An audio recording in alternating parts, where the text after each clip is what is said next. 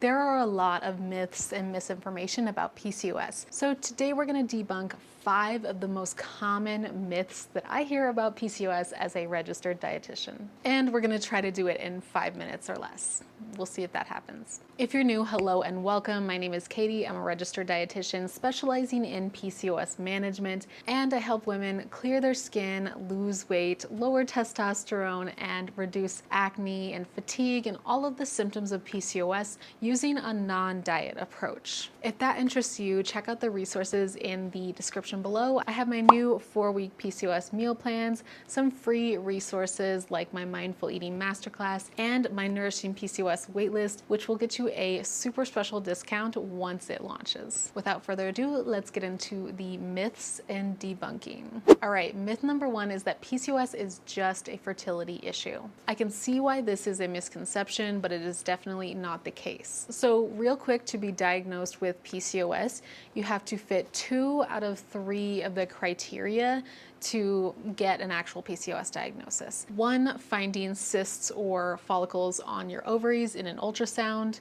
2, inconsistent or irregular periods or non-existent periods. And 3, elevated androgens, aka things like testosterone. So all of these are seemingly related to the female reproductive system, and they do very much impact that, but they can impact a lot of other things metabolically and otherwise as well. About 70 to 80% of women with PCOS experience insulin resistance, which can eventually lead to type 2 diabetes. Along with some of the traditional symptoms of PCOS like acne, mood swings, excessive body hair, and weight gain, it is also heavily correlated with things like anxiety, depression, and eating disorders. It's also really highly correlated with dyslipidemia, so having really high LDL cholesterol, having low HDL cholesterol, and potentially high overall total cholesterol. Eventually, if untreated, these things can lead to cardiovascular disease down the line. So while many fertility doctors may tell you, hey, don't worry about it unless you're trying to conceive,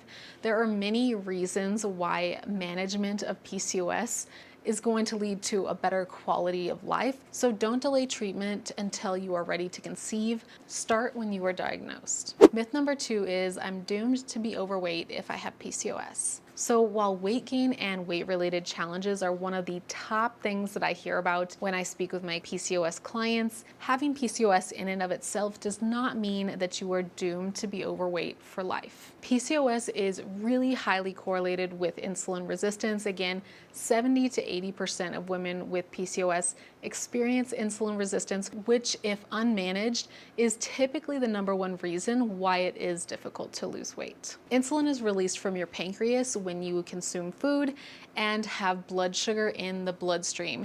And what insulin does is it kind of is the key to unlock the cell to help glucose go into the cell for use so you can function optimally and have energy and your cells can, thrive.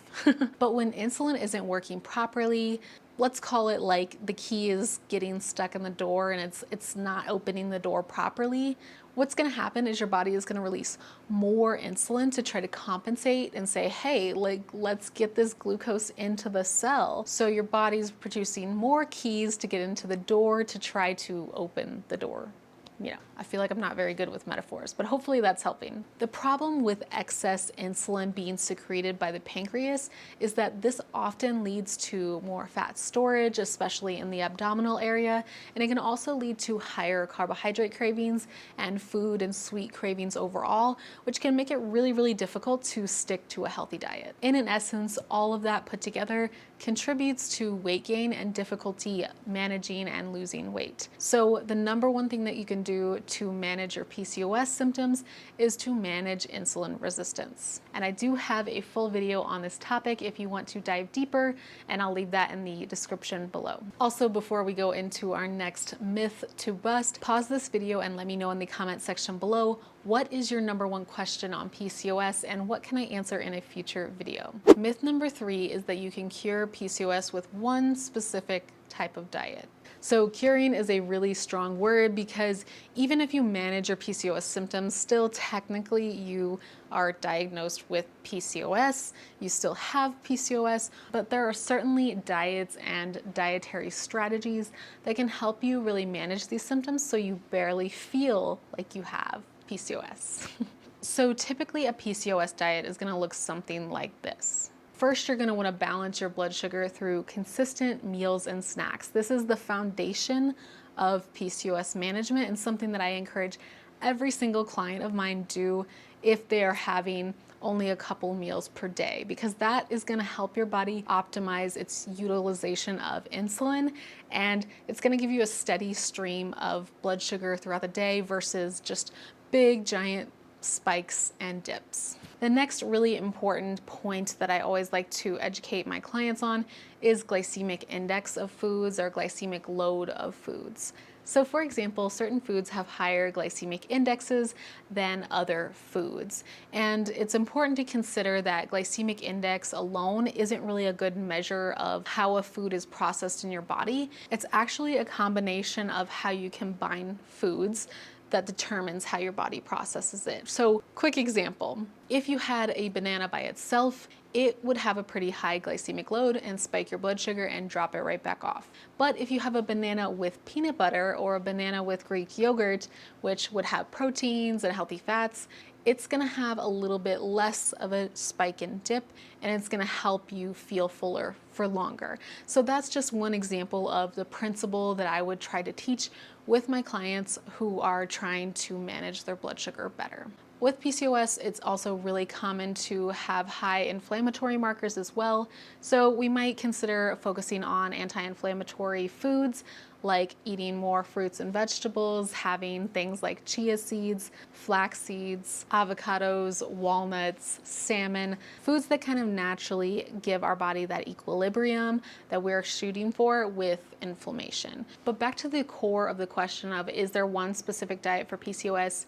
Sort of, kind of, but it kind of depends on your own individual symptoms as well. For example, if I have someone with high LDL cholesterol and they also have acne that they want to get rid of, with them, I would probably focus more on anti-inflammatory foods and blood glucose management as kind of the primary focus areas of their diet. Whereas if someone is experiencing a lot of gut health issues, GI disturbances, stuff like that, we might look at if gluten is something that is bothering their stomach, or if dairy in excessive amounts is also bothering their stomach. These are not foods that I automatically discount or tell my clients not to have. In fact, I think more liberal is better when it comes to your diet, unless your body is telling you otherwise. So I have a very non-diet approach to PCOS nutrition.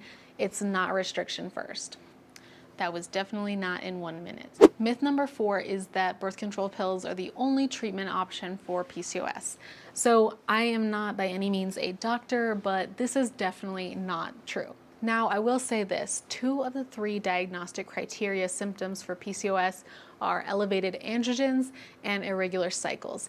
And the pill is going to give you female hormones, which may balance out testosterone and thus make your acne a little bit better. It also will give you a regular cycle because usually, at least traditionally with pills, it's 3 weeks of female hormones and then 1 week of sugar pills, which allows you to kind of naturally have that peak and drop of hormones. So you're having some sort of bleeding happening. But this is not actually fixing the problem.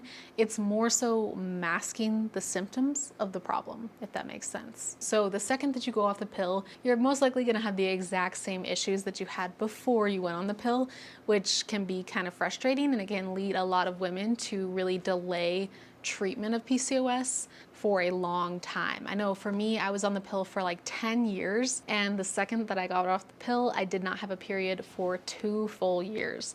So that to me just shows you how much that even if you think you're masking the symptoms and that your symptoms have improved, they're not going to go away entirely unless you treat the core of the issue. You want to be focusing on PCOS management from a holistic approach. So while there may be some medications that are relevant for PCOS like metformin metformin or spironolactone that do help with symptom management, you're also simultaneously doing more exercise and increasing your anti-inflammatory foods and managing your blood glucose on your own so that you get the best of both worlds. Myth number 5 is that you cannot have any dairy or gluten if you have PCOS. I am very, very happy to say that this is not true. When it comes to dairy, we've actually found that higher fat dairies, like 2% and above, are going to be better for PCOS management. And the reason for that is that they have a lower glycemic load than your low fat or no fat dairy.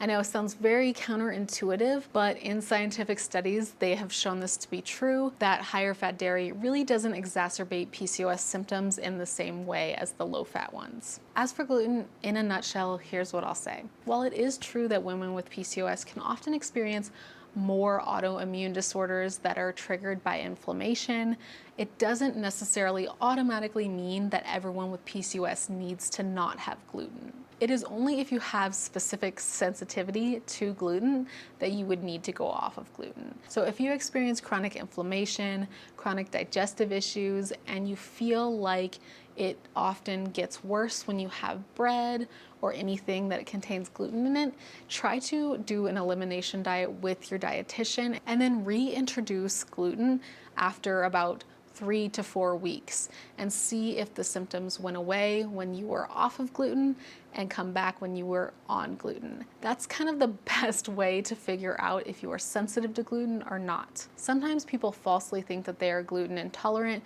because they feel better when they go off gluten, but sometimes this is simply because they are making healthier choices than they would if they chose the options with gluten in them. For example, if you go without the bread, you might choose fruit as your carb instead of bread, which would technically be a more nutrient-dense choice and thus might cause less GI symptoms, if that makes sense. All right, so I'm imagining that this video probably went over 5 minutes because I love to blab, but hopefully you learned a thing or two from my myth busting. Let me know what other common myths that you have about PCOS or otherwise in the comment section below, and maybe I can do a follow-up video to this one. Definitely check out the description for more resources on PCOS management. And if you enjoyed this video, then I definitely think you'll love this one right up here. Click or tap the screen to head on over to the next video, and I'll see you there. Bye guys.